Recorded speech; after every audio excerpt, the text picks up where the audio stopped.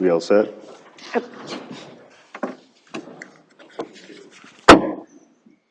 Call the Wednesday, November 10th, 2021 Planning and Zoning Commission meeting to order.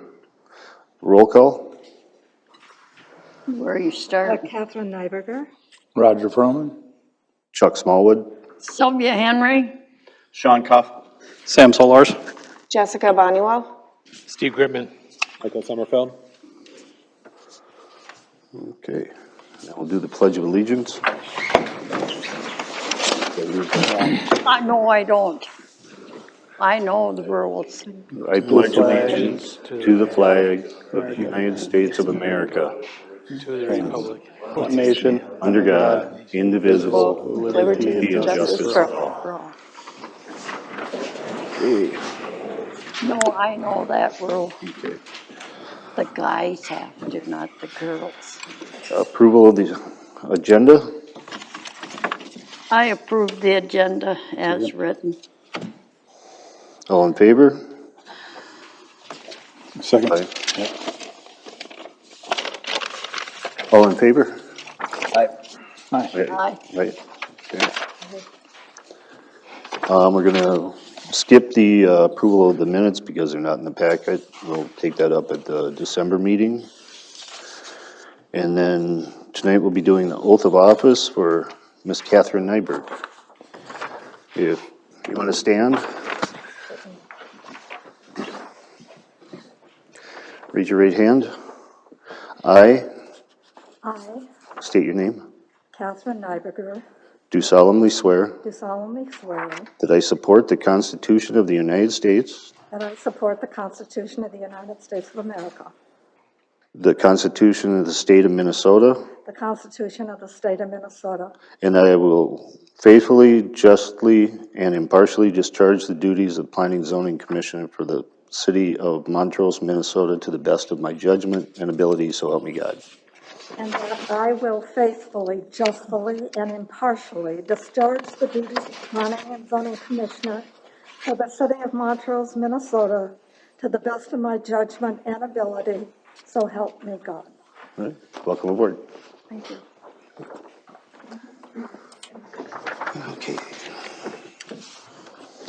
Okay, at this time, I'd look for a motion to close the Planning and Zoning Commission meeting and open a public hearing. I make a motion to close the commission meeting and open the public hearing. Second. All in favor? Aye. Aye. Okay. At 7:03, I close the Planning and Zoning meeting and open the public hearing. I'll turn it over to City Planner. Thank you, Mr. Chair. Commission, the item before you at this hearing is a request for a preliminary plat for what has been labeled Rolling Meadows 3rd Edition. The city engineer's report, you'll note, suggests that we'll need to actually change the name of this plat given a prior plat that has that name. So, but that's just the nomenclature side of this. The proposed plat itself consists of 8 single-family lots. The area is zoned R1 single-family, and R1 lots are required to be at least 80 feet in width at the setback line and 10,000 square feet in area. Each of the 8 lots in this plat reflect or actually exceed that standard. The plat itself reflects the original preliminary plat for the Rolling Meadows subdivision that was approved many years ago, but has since expired for this parcel.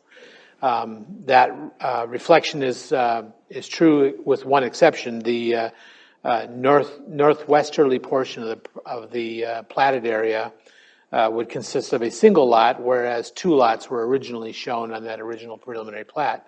And thus the change in this design from what was originally shown to be 9 lots to now 8 under this proposed plat.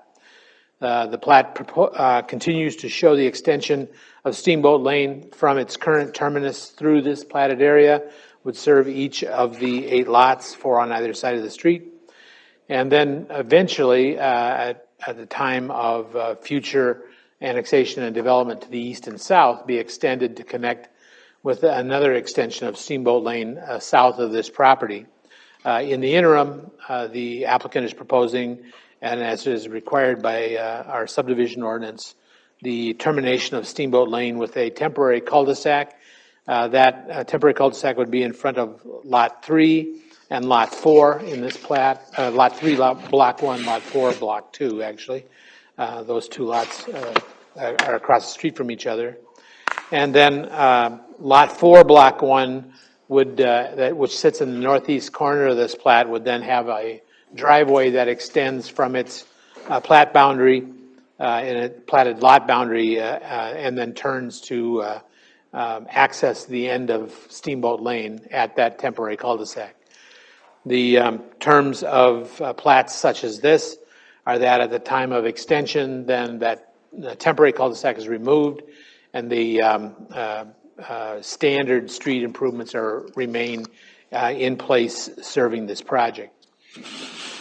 The subdivision ordinance has a series of requirements that list the standards for street length and cul-de-sac length. A typical situation for permanent cul-de-sacs, the ordinance requires a maximum length of 500 feet, but does account for longer temporary dead-end streets as long as that temporary cul-de-sac is provided, and the applicant has provided that, again, as shown per code. All of these lots meet the R1 zoning standards and are consistent with the original plat for the area. We believe that as shown and with the conditions that staff has recommended as part of both the planning report and incorporating the engineer's report that you also have in your packet, that this is ready for your consideration for a recommendation of approval. And I'll just go through quickly the conditions that planning staff has recommended. Number one, the applicant coordinates with the city engineer and construction details of the temporary cul-de-sac, and the engineer's report has some information in that regard. Number two, the applicant provides sidewalk per plan and provides funds for the expansion or extension of the sidewalk past lots 3 and 4 on the north side of the street to be constructed at the time of the street extension. I'll note that the engineer's report talks about extending that sidewalk through at this time. The temporary cul-de-sac would then extend over the sidewalk. So planning staff would certainly defer to the engineer's final design here, but that would be worked out with the applicant as a part of the final plat and construction plans. Item 3, the terminus of the current street is closed with an appropriate barrier and signed to notify residents of the likelihood of future street extension. We're recommending this because we've seen in a number of cases where streets end in temporary cul-de-sacs and then sit for a long time, that as residents move into this area, the temporary cul-de-sac gives the impression of a permanent closure, and we want to make sure that those residents have notice that there will be eventually an extension of that street. So a simple barrier to make sure cars don't run off the end, but also some appropriate signage to accompany that as part of a future extension. Number 4, the applicant enters into a development contract securing the various public and private improvements, including park dedication. That's a standard requirement for development and preliminary plat requirements. Number 5, the applicant provides for tree and lawn planting as a part of the plat construction. In some cases, that gets deferred to the building permit stage, so we'll deal with the details of that construction at that time. Number 6, the applicant complies with the requirements of the engineer related to street, utility, grading, and stormwater requirements. Those are all listed in the accompanying report provided by the city engineer. And then finally, any other recommendations of staff or planning commission that you may find necessary as a result of the public hearing. So with those comments, I'm not going to go through all the engineering comments, but there are many of them in your packet. But the engineer also recommends approval of the plat with the conditions that he's identified in his report. And with that, Mr. Chair, I'd be happy to answer any questions if you've got any for me. I don't have any. Do anybody else have any questions? No offhand. No? No. Okay. I have a question. Can I question the preliminary plat at this point, or should I wait until after the public hearing? The design, I just have a question on the design. It's certainly appropriate to raise that during the hearing if you, Pardon? it's certainly appropriate to raise that during the hearing if you wish, if the chair is Yeah. accommodating. Yeah. Okay. All right, then I would open it up to the floor. I thought Catherine had a question. Oh, I thought she was gonna do it afterwards. Go ahead and do it now. You want me to? You can ask now. Bring forth Yep. the idea? Well, I was looking at the plot, and originally you had block 1 and block 2, where block 1 is now. And I was just wondering if there's no immediate plan for annexation to extend that roadway, why couldn't the block 1, block 2, or is it it's lot 1, lot 2, lot 3, lot 4, right? Why couldn't they end where lot 3 ends now? And why couldn't a cul-de-sac be put on lot 4? From a design standpoint, that would work, but we do expect long-term that eventually there will be interest in development on those properties to the east, and east and south here. So the original design was anticipating that. We don't obviously have any time frame for it, but one of the requirements of our subdivision ordinance and our comprehensive plan typically is that when we develop property to the edges of those properties, that we provide for reasonable extension of both streets and utilities to adjoining land. So the design that you see here is specifically set up to accommodate that and not interfere with future extension when and if it's ready. Okay, but is there any indication that these properties will be presented to the city to be annexed? In the near term, I'm not aware of any, but long term, I think we would expect that. You would expect that. Has the city ever been approached for annexation of these properties? Of these particular properties Yes. to the east or south, I don't believe so. Okay. That answers my question. Thank you. Okay, I'll open the floor to, we have the developer.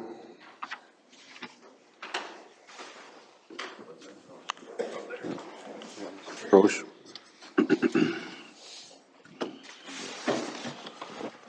So I hear there was questions on like waterways or to have a plan check on that, but wasn't this already done when the original plat was plotted, and this is just an outlot of that plat?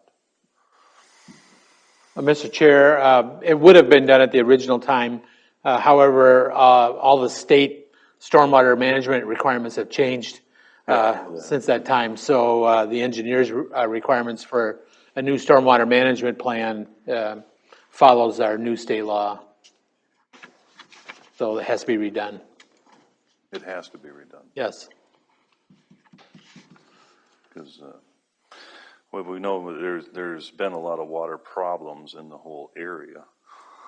So I don't know how, like this being landlocked by everything in Montrose, how I'm going to change what's there.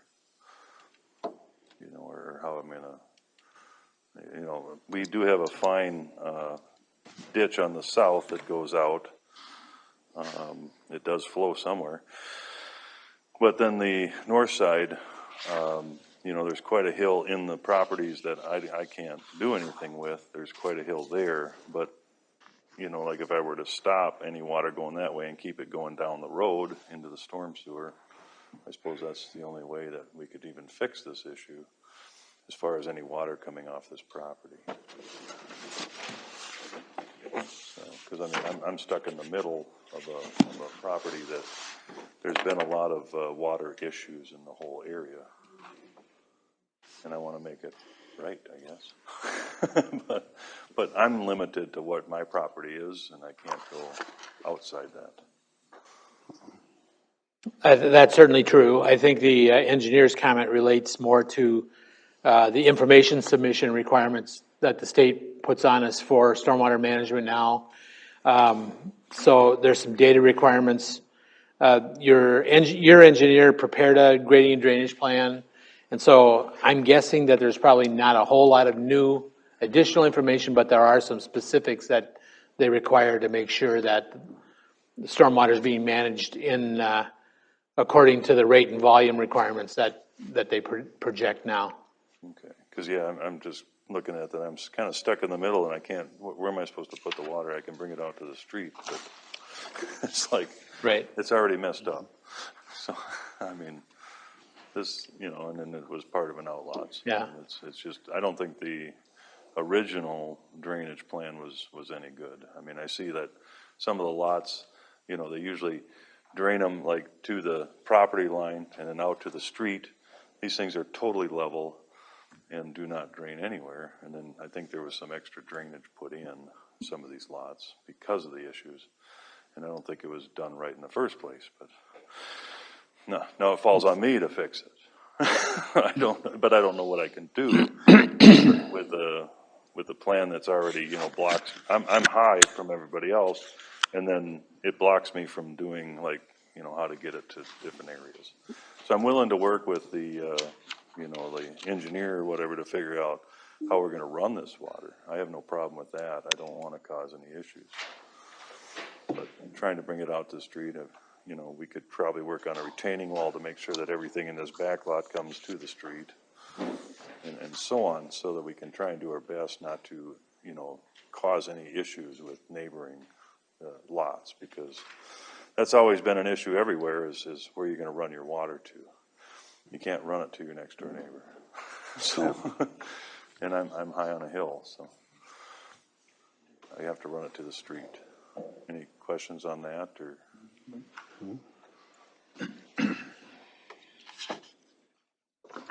So, any other issues with it? Or? To ask the engineer, as far as storm sewer line coming around the corner of Steamboat, it's coming up the hill. There's an existing line there, correct? Yeah, I'm not the engineer, so. Yeah. But There's an existing line in There Steamboat. should be stormwater. And Should be we're storm- adding to that, so Yeah. the road will be fine. Yeah. But it's just, like this is pretty much flat up here, but then the hill that's here that it might go down to, we could put a retaining wall there so that everything kind of slopes this way and to each, in between each lot line out to the street again. Because we don't want to have issues with the houses up here, but bring it in and then slope it to the. We don't need any more water running there because we've had huge issues. Yeah. But because of that hill that I've looked at here, that if I retaining wall that, yeah, if I retain wall that and bring it out to the street and down the storm sewer, I think we're in good shape. Yeah, I would just need to work with our engineer and your engineer to figure that out. But Yeah. I'm willing to do that. Yep. 'Cause- The legal standard for the plat is that it can't increase any water runoff from this property to the neighboring property. And that's a standard that the city engineer will look to review this plat on. That'll be a requirement, so. They usually try and minimize it if there are problems that they're aware of as well. Reduce it, I should say. How is water not gonna run into our yard when we're right behind it, we're on Loveland Circle? And that's a steep hill, how is it not gonna run into our yard and make our yard a swamp? Like it was when we moved in 6 years ago. Mr. Chair, we should probably have participants approach the podium and. Yep. Yeah, well, as soon as he's done, we can have you come up. Was there any Ask other your questions questions. other than that I've noticed on the email? I have a question. At the, I believe it's the west end of Steamboat Lane, it says assumed location of storm sewer. on the plan Yeah, I I guess have. my engineer has, Pardon? my engineer had an approval for the storm sewer to be there, Okay. to kind of, it kind of goes with the original, plat. And this is Well, I a haven't lot. seen the original plot, so. What's that? I haven't seen the original plot, Okay, so that's that's fine. why I asked the question. All right, that makes sense. That answers my question. And that's engineered in. Any other questions? Okay, we may get back to you if we have other questions from the audience. Thank you. Thank you. Okay, at this time, if anyone has any questions or comments, if you'd approach the podium, please state your name and address. My name is Mike and this is Stacy. We live right behind on Loveland Circle, and we've always had huge water issues to the point where, how long ago was that we had? Well, when we moved in, our yard wasn't even functional. No, you couldn't We had go to have the walk in city it. come out and put in drain tile because it was a swamp back there. It was deep water, like this deep. Yeah. And it's a steep hill. How is water not gonna, and we finally got dry. How is water not gonna run down in there? We don't wanna have it become a swamp Yeah, again. and there Where was are you guys located? We're on Loveland Circle. 1014 Loveland Circle, right behind where he is. Yeah, To directly the north. Directly Yep, behind where it's, he's, number 6. Yeah.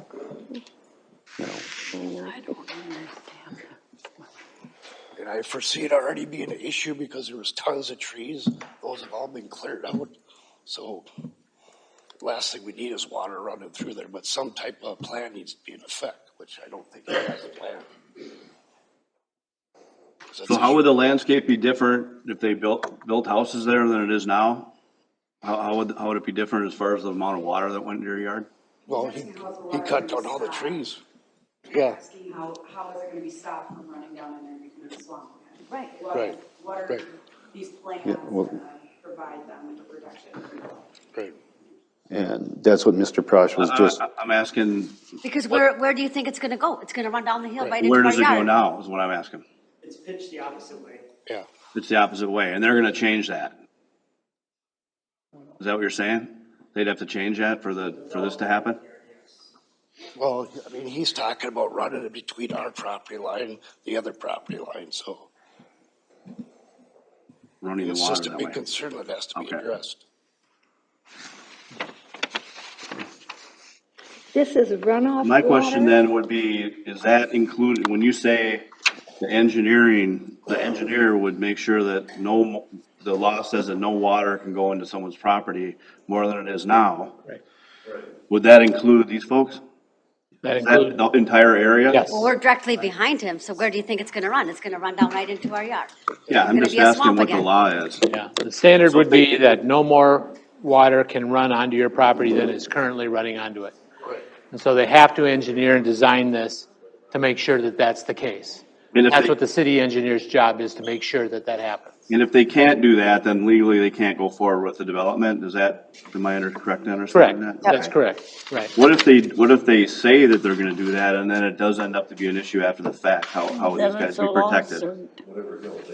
Well, I don't know how to answer the what if, I guess, but the engineer's job is to make sure that that doesn't happen. Okay. So that's all I can probably comment about as to, that's his job, so. okay, Steve, it says on the Bolton and Mink's recommendation, number 3, that all drainage from the plat shall be contained within the plat boundaries and shall not be directed onto private properties outside of the plat.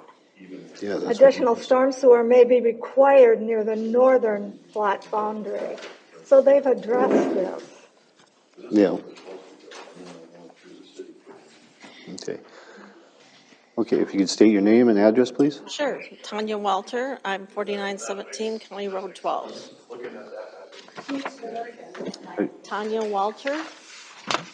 I am the one that owns the property that you're putting the temporary road through.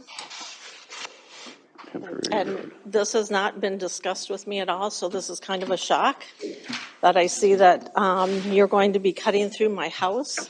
What? No. No, My house is right here. that's a future road. That's a future. Future road. Okay, so you're already planning. That's why it's dotted. Just It's that's where been it would, planned that's for a where long it would time. go if at some point you decided to sell your property for development. But if you don't, then that temporary cul-de-sac on the plat would be there Cul-de-sac. until you make your own decision. Okay, so the developer needs to decide. I have no plans for selling my property, and I don't believe the people that live next to me in our shared septic and well, they just bought the property, so I'm sure this would be a surprise to them also. Yeah, and again, nobody would expect it to affect your property until you decide to do something with it. This is Okay. just to show if at any time you decide and your neighbor decide to do something, if ever, this is probably how it would happen. But we require developers to show that so that we make sure in that eventuality, whether it's 10 years or 50 years or maybe 3 buyers after you in the future, that we do have a way of have logical street extensions. And we always wait until landowners are ready to do that with their own property. Okay, and everyone understands that I'm still Marysville Township. I'm not part of Montrose. Correct. Okay, my other question with these individuals about water issues. When the city came through and cut my tile lines, I've ended up with lots and lots of water issues also. And I have concerns that whatever water drainage you do are going to come back and flood my property also. Again, I'm not the engineer. It looks to me like the way they've designed this is to capture the stormwater in the storm sewer system. But we'll certainly forward that comment to the city engineer so he's aware of that issue on your property. Okay, so after they develop it and it doesn't work, what will be the actions then? Well, again, as I mentioned before, the engineer's job is to make sure that it works. So they're trained to do that. Let me say that I was told that before. I had to take the city to court because it ruined my house. But if this is not the city engineer, why isn't he here to answer all this? The planning commission's job is to look at this from a land use standpoint and compare it to the zoning rules. We're not here to talk specific engineering points, but we can certainly take your concerns to the Okay, engineer. I have real concerns like you have concerns, and I think everyone around will have concerns with water. And what actions will be taken? As I said, the engineer's job is to make sure that you are not affected negatively by a stormwater. I don't believe that anymore because he didn't do it before. The city didn't do it before. Thank you. Anyone else? Hi, I'm Katherine Micah. I live at 926 Steamboat Lane. So I wanted to take off of something that Mike and Stacy said, their concerns with water. I understand from reading the Bolton and Menck paperwork and their recommendations about the stormwater management plan and that there would be no additional water that would go onto somebody else's property as a result of this, that there has to be that plan for it. And I get that. But that plan hasn't been made yet, correct? Am I understanding that? That assessment has not been done for the water runoff. There is a grading plan that was provided by the staff or by the applicant's engineer, and the city's engineer has reviewed it, added some additional requirements for them to add detail to, and then the comments are that they make sure the engineering works so that the stormwater is managed the way it's supposed to. Right. And one of those conditions is that the applicant may have to change their stormwater pattern to make sure that they don't affect neighboring property. Okay, so was that what I think keeps getting missed is the assessment that's done, whether it's a grading plan or something else, to determine the amount of current runoff off of that property for the people that live on Loveland, whether that was done already with terms of before or after those trees were removed. Now, the water there, we have our own water issues in our backyard. but this part isn't gonna affect me, but when I want you guys as a, committee or commission, to understand is, if that was done after the trees are removed, like, we can watch the water run down the hill now. And so if that wasn't done before the trees are removed, it's not going to give a clear indication to if, I'm not articulating this well. How much was running off? Let's say there's a 10% runoff while the trees were there. Now let's say there's a 30 to 40% runoff. So if they're going to go off the numbers of what currently is and say that that is acceptable, but that's not really acceptable. We needed those numbers before the land was excavated months ago. And so I don't think it's a fair number now if we're going to go off of something after the land was already excavated. And so that I'm just trying to advocate for them, because it is going to become a swamp again for them if we use numbers from the last month once land was excavated, saying that's, hey, we're not making any more water with this development, but you are already making more water by taking away the trees and the vegetation. So I want you guys to think about that when the data was taken, because it's going to impact greatly the runoff piece of it. I grew up on a farm, and so I'm very familiar with the county and runoff because we're on a lake, and we've had to go through similar things with reducing runoff. And by us growing up our vegetation on the hillside and not allowing the cows to graze, we reduced our runoff significantly. And so now I see them, same idea here, all that's gone, runoff has increased. Okay. So you're saying it's more the vegetation stopping the water or the trees? The vegetation and the Certainly don't trees know that anything were about there that. made a huge impact on how much was being absorbed and not running down there. Okay. And so if it's looked at by the amount of runoff that was happening to them, right? Say it's 10%. Well, now it's up significantly without that stuff there. So that stuff's already been cut down? All that stuff's gone. Okay. So now if that planner is coming in and saying, currently there's a 30 to 40% off runoff factor, whatever it is, and that's acceptable. So we just have to stay at that or less now. And That's is really that skewed. Is that correct? I don't know. That's what I'm trying to weigh out. Like, what is that number? Because I think that's important for them to know. Not that it impacts my point of why I'm here, but it impacts them on Loveland a lot. And so I'm just trying to advocate for them with this, is making sure that when those numbers were taken and being accurate. So my question here is snow. There is nowhere for snow to go right now. They pile it up in, let me see, in Steamboat, where the cul-de-sac is right now, where my property is, it's 926 and, is Darren 924? They stack the snow up there, and then they're shoving a bunch up at the end of Steamboat Lane, but there's not a lot you can fit up there because of the driveway on the southeast side.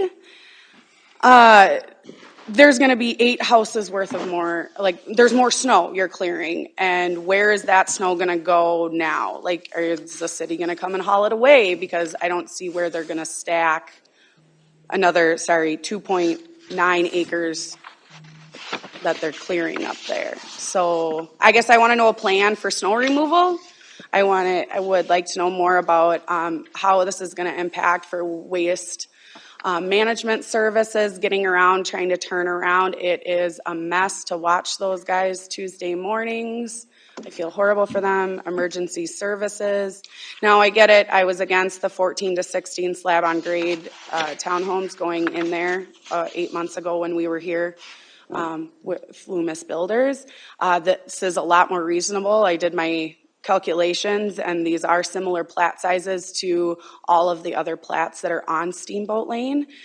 So that isn't my concern. It's just the fact that it's, I'm not even going to entertain the idea that this is going to ever be a through street. Because 8 months ago we were told, when the mayor walked around and talked to people, that there was no intention of selling those properties. So saying that it's this temporary, I forget what he called it. Temporary road end block, whatever it was, is not really temporary in our lifetime, it sounds like. So I don't know, that's what sits wrong with me too, is we're acting like it's gonna be this through street and everything's gonna be hunky-dory in 10 or 20 or whatever years, but we just heard from people saying it's not gonna go through. And so, again, my concerns are coming from public service, people that have to get up there and deal with concerns, public works, and then outside agencies like our waste management and the headache that we're causing them by adding more traffic. And I don't know because I'm not an engineer, but if this is there more space right now, or is there gonna be more space to try and turn around once this is put in there? When this is constructed, if it's approved and constructed as shown, there will be a full cul-de-sac at the end of Steamboat here for snow plows. Yeah, you're talking down the road, but right now it's just gonna be made another dead-end street. No, there will be It'll be a full cul-de-sac. cul-de-sac drawn, Okay, added to it. There's gonna be a temporary cul-de-sac. Right now, it's a okay, dead that's street. what I wasn't getting. Okay, so for now, okay, Right here, all right. yeah. That's what I wasn't understanding when you're saying temporary cul-de-sac, and I'm looking at this. Oh my God, you just made me feel so old. You called me ma'am. Oh.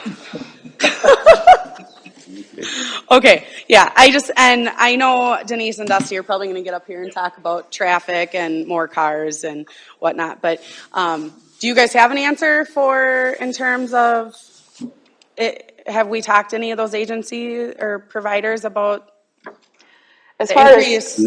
as far as snow plowing, they're just gonna treat it like they do any of the other cul-de-sacs in town.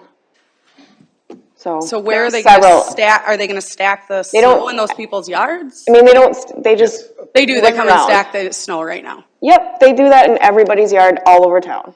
They just go along and it kind of pushes up onto the side, onto the driveways and onto our right of way, and that's where it's gonna be. No, in a they cul-de-sac as literally well. come with a cat bucket, like full-on excavator, and they stack the snow right now on our street. Because of the dead end? Yes. That's So- probably why, there's no turnaround. Right. In our cul-de-sac. Yep. So It's is that all- gonna it be is the all the plan? Oh, my. So I'm just trying to ask, is that the same kind of plan that we're gonna have? Because right now, that plan's not working. I talked to them now that they would go up on the yard quite a ways to make sure we don't pile it up. Okay. So what they do on Loveland is they come up and they will clear the whole circle and they will push it up into the yards. So I would assume, I work for a city, so I plow streets all winter long. They would come up with the truck and then they'd pick up their blades, turn the truck around and do the straightaway, and then they usually would come in with the loaders, how they do mine, and then they clear that whole circle and they push it up into the yards, so that whole circle. So none of this snow here on this whole road would end up anywhere down here. Okay, thank you for articulating that, because that's what I couldn't get to. Yep, I was there, thank you for getting to that, because that was my thing. I don't want another 8 houses worth of snow at the end of my driveway that I'm dealing with. My husband moves snow, and we have the biggest driveway in the neighborhood, and I'm the one out there shoveling or snow blowing, and it's a lot already, so. If my kids were only older to do it. So, okay, and then what about, I know this was brought up, the fire department, before with getting able to turn around. So with that cul-de-sac, we're confident that there's enough room for emergency vehicles? It's a full cul-de-sac. Yep, it's a full standard cul-de-sac. Okay. Yep. All right. And the fire chief. So we're gonna hold you to that, just so you know. All right. The Next fire chief. time you come out with the fire trucks for the National Night Out. And the fire chief will also be reviewing this too. Okay. Okay. You have hydrants on there, right? Is there gonna be more hydrants on the street? Just gonna have to remove the one that's in. The one that's in the middle of the road has to be, that one's just gonna go over to the side? I don't think I can reuse it. I'm not sure. I think I gotta put 2 new. I thought the plan, I mean, it seemed like it was getting capped off.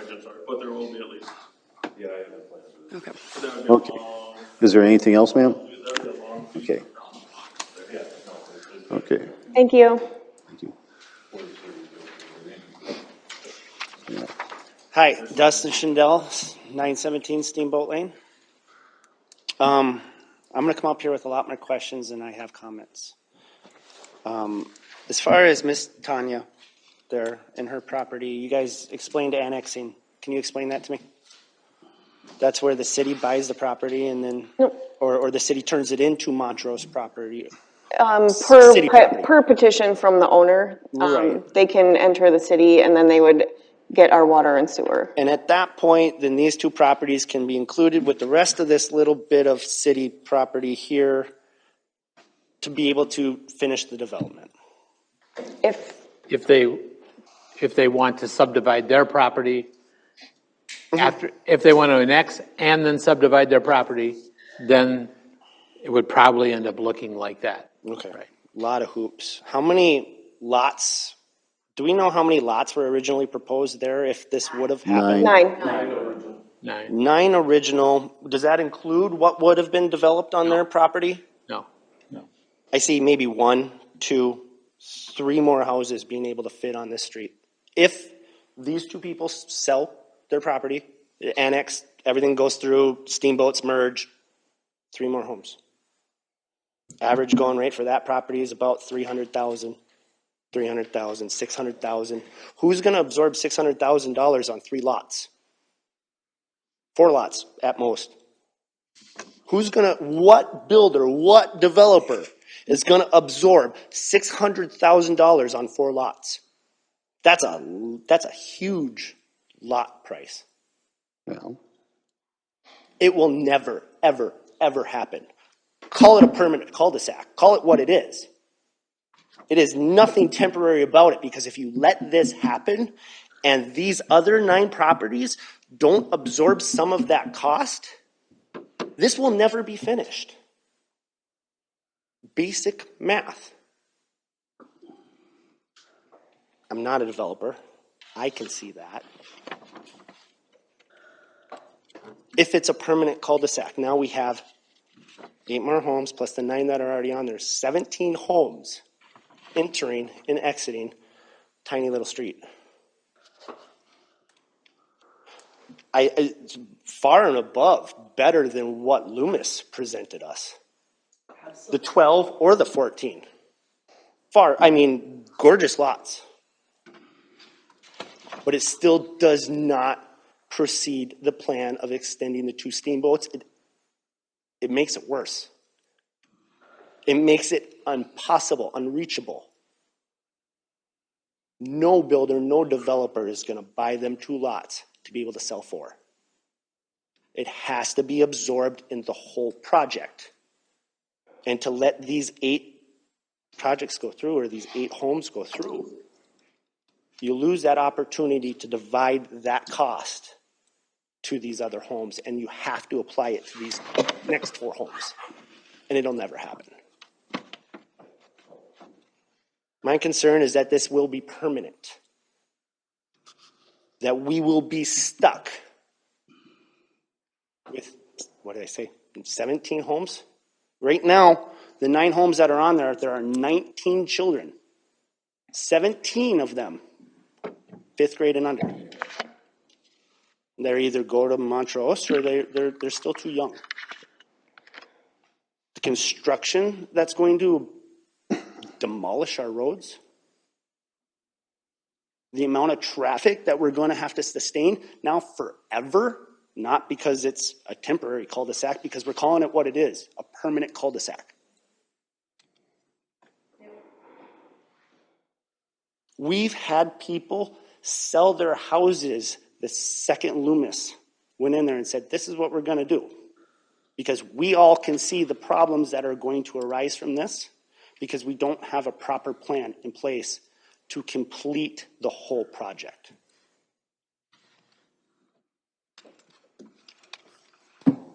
That's all I have. all right, thank you.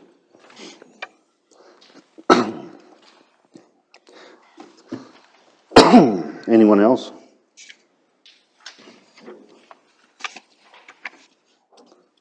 Okay. I'd look for a motion to close the public hearing and reopen the Planning and Zoning Commission meeting. I make a motion to close the public hearing and open the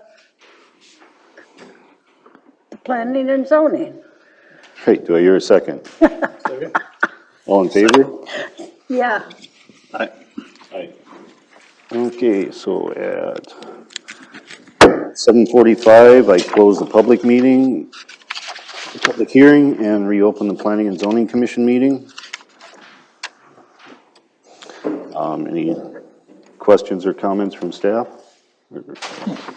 I have a question and maybe you can answer it. I'm pretty sure I live in a development that the street comes down in Forest Creek and Cole and you come down and around and there's a cul-de-sac at the very end of it, around the corner.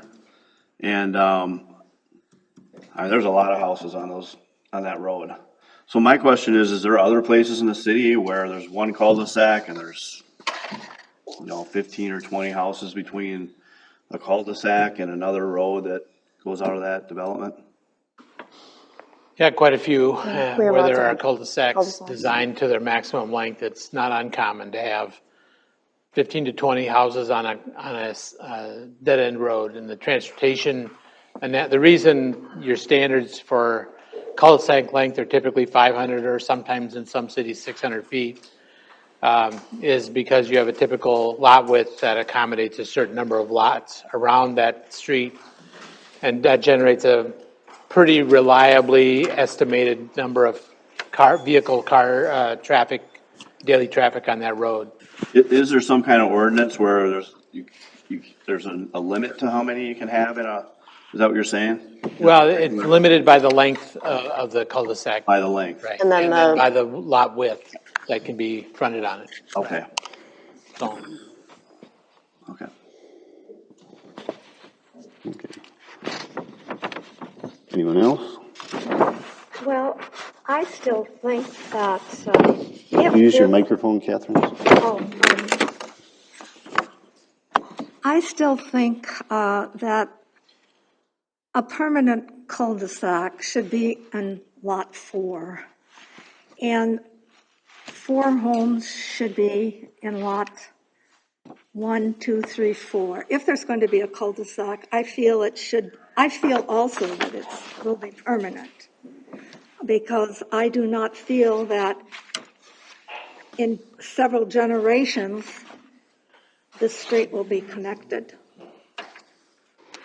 And if you could move those 4 homes to block 1, 2, 3, 4, and somehow make a permanent turnaround, it wouldn't be round, it would be like, well, it would be kind of like this in that block. It's just a thought.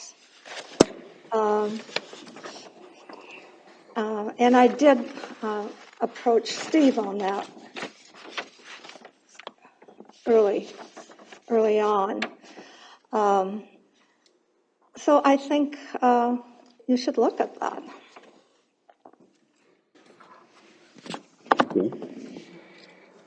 Because I do feel that this is permanent also. It's, At least for generations. everything's temporary to a point. Temporary to There's a point. roads but where I at grew what up that point? are no At longer. what point? You know?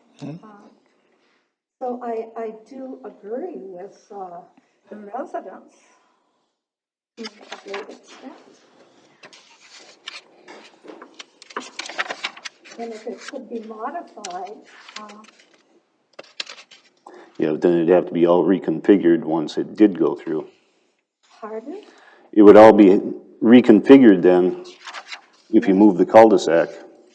Yes, because the cul-de-sac would be lot 4. Well, And it wouldn't be around, it would be kind of, well, you would go That'd be in very through the unusual. driveway and it would, if there's room to do it.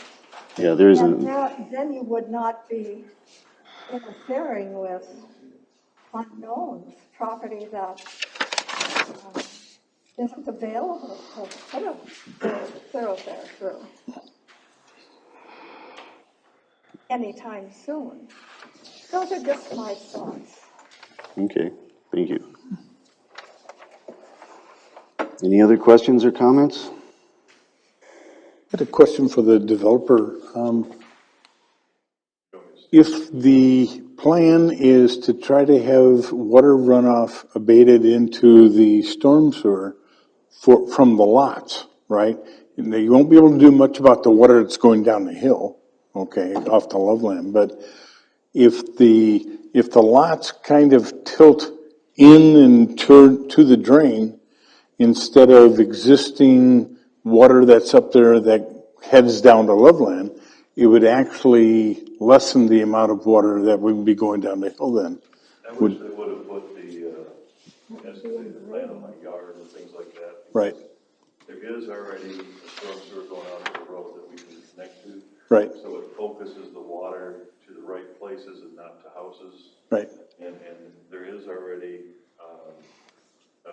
basically a drain in the ground that was put afterwards because of all the water that we could attach to. And I just need to know where that is, but, and people have to give me the okay to go, on their lot line and put it in. But I think we could really alleviate a lot of the issues that they're talking about by doing that. Yeah. And I'm willing to do that. That's gonna be my house, actually. Yeah.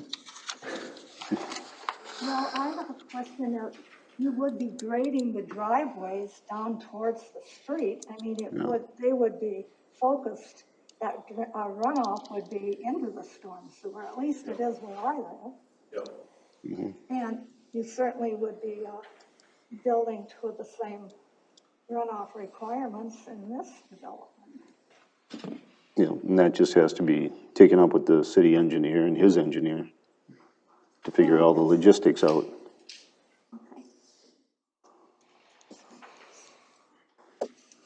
And a lot of that hill on the north side is coming out, so it's a walkout. So we're gonna stop the drainage from going that way, that whole double lot. And the other lots are gonna come in. And, I was thinking of putting a retaining wall so they go out to the storm sewers. Nothing really impacts the water leaving our property down to somebody else's.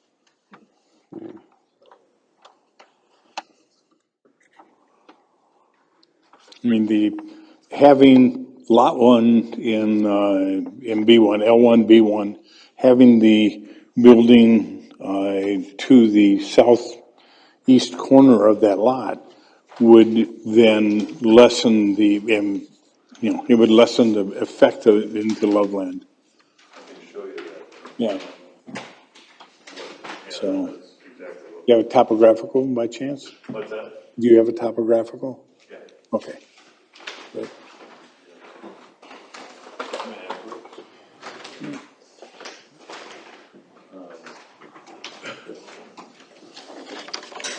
Here's how we're gonna, so this will be all the same level, just a little slope down in here, but then we have a storm sewer going on that way.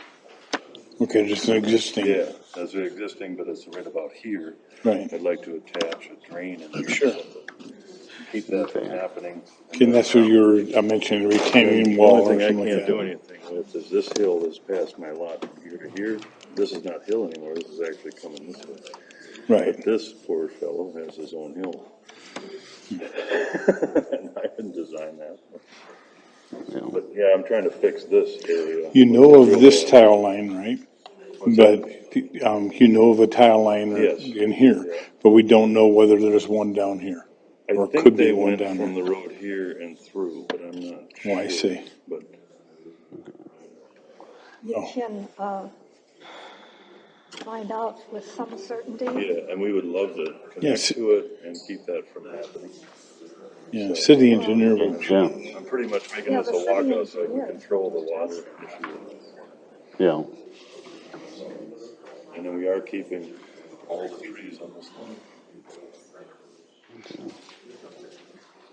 And then this tree is old, but there's a few trees we're keeping in here and keeping that on the side. Yeah. Okay. Just to try and, I think I thought this was very creative. yeah, I wanted a Okay. full cul-de-sac, but the city wants to go through, so. That's great. Go with plan. All right, thank you. Okay, and again, we're here for the land use issue alone, so.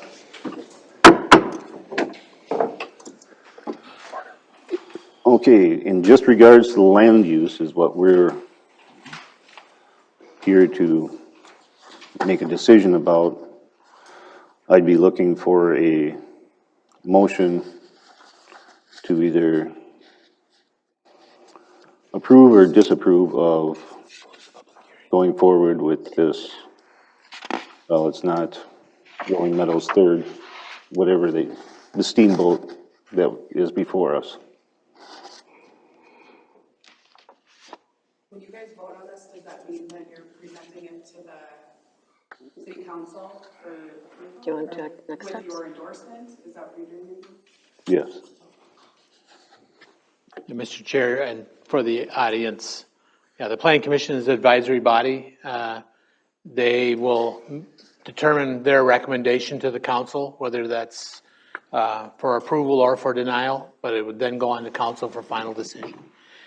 Subsequent, if it's eventually approved by the city council, the preliminary plat, then the applicant has to submit a final plat that completes the engineering work side of it as well, so that any modifications that come out of that review and this hearing then end up at the final plat stage. So just to be clear, we make the recommendation to the city council votes on it.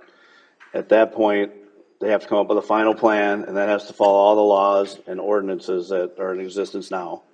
And any recommendations that have been made by the planner and the engineer. Okay. And Public Works and Fire Department, all that, so. So this is So kind all of, that stuff we talked about has to be incorporated.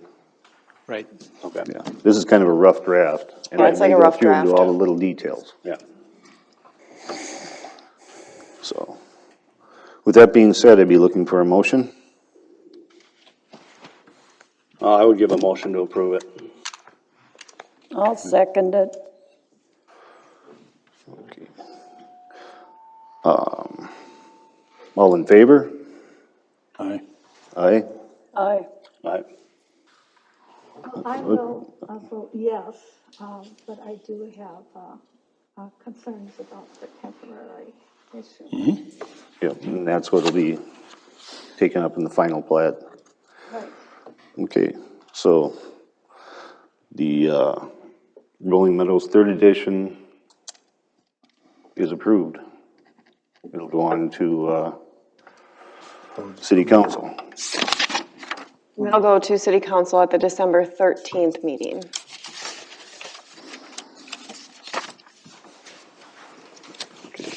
Any old business?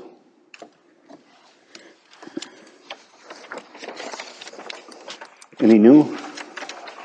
Just briefly, Mr. Chair, Commission, the developers who are working on getting a Subway restaurant in are still working on their plans, but they had a discussion with the contractor here maybe a couple of weeks ago, and he was just confirming that some of the details of their plan, and so we're expecting to see that application come forward. So at some future meeting, the Planning Commission should expect to see that. That'll be a conditional use permit request. And there may be a request for variance for the location of their drive-through driveway for a setback. I think the way I understand their plan working out, they may be asking for a small variance. So you should see that coming up. Over the spring and summer, many of you worked on the Overson development, that townhouse project. And I talked to that developer, it may be 3 or 4 weeks now. The requirement, if you'll recall, was that they shift their building to meet the 20-foot setback along the east boundary line of their property. Their plans showed 16 feet. They were working on that, trying to figure out a appropriate path, because it's a tight site given the way they've developed it and the unit style they've got. So, but I don't believe, at least I haven't heard, that they've abandoned it. They're still working on trying to design into that envelope that the Planning Commission required. So I think that's still a live one. And over the last several weeks, the city's had a number of conversations with residential developers on a number of different properties. Some of those older plats that were abandoned and that the developers are now trying to revive, and some of them on raw land. So there's a lot of pending activity out there. We never know how many of those will actually come forward as actual development proposals, but if they all come forward, we'll be a busy commission. So. Okay. All right, thank you. If there's nothing else, the next meeting will be Wednesday, December 8th, here at 7 p.m. I'd be looking for a motion to adjourn. I make a motion to adjourn. Second. All in favor? Aye. Aye. Opposed? I close the meeting at 8 o'clock. No, I don't want to adjourn. I want this meeting to go.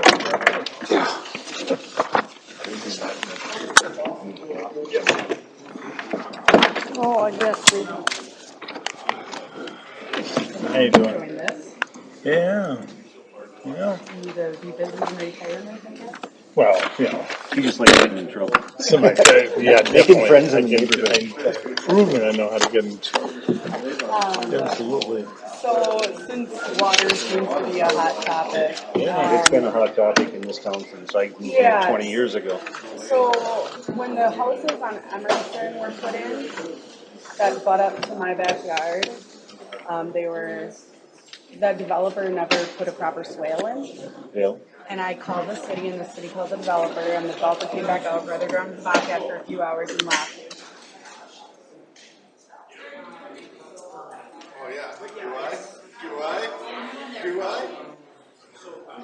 Run right into